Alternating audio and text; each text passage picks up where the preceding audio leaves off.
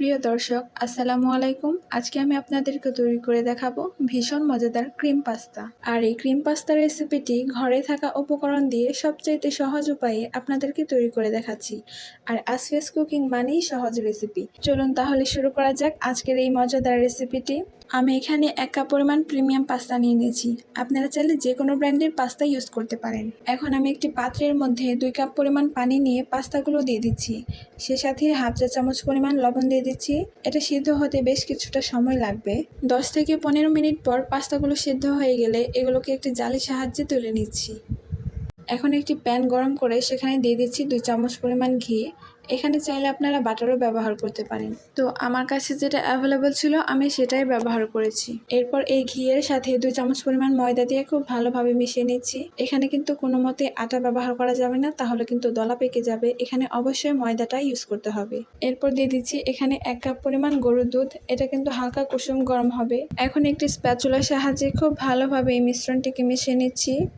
এরপর দিয়ে দিচ্ছি এখানে হাফ চা চামচ পরিমাণ গোলমরিচ গুঁড়া। গোলমরিচ দেওয়ার পর মিশ্রণটির সাথে এটা খুব ভালোভাবে মিশানো হয়ে গেলে সেখানে দিয়ে দিচ্ছি 1 চামচ পরিমাণ চিনি।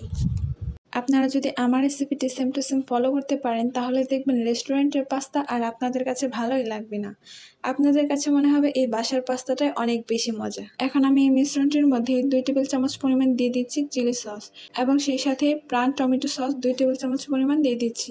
এখন সসগুলোকে এই মিশ্রণটির সাথে খুব ভালোভাবে মিশিয়ে নেওয়া হয়ে গেলে এর মধ্যে 1 চিমটি পরিমাণ লবণ দিয়ে দিচ্ছি।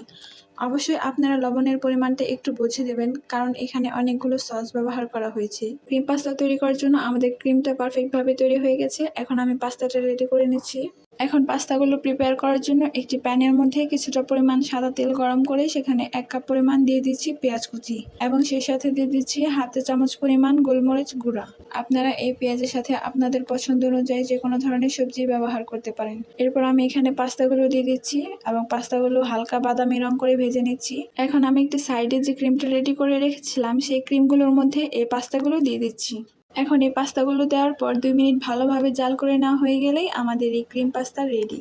সো গাইস, আজকের এই রেসিপিটি আপনাদের কাছে কেমন লাগলো অবশ্যই কমেন্ট বক্সে কমেন্ট করে জানাবেন। আর রেসিপিটি অবশ্যই বাসায় একবার হলেও ট্রাই করবেন। ভিডিওটি ভালো লাগলে অবশ্যই আমার ফেসবুক পেজটি ফলো করবেন এবং আমার ইউটিউব চ্যানেলটি সাবস্ক্রাইব করবেন।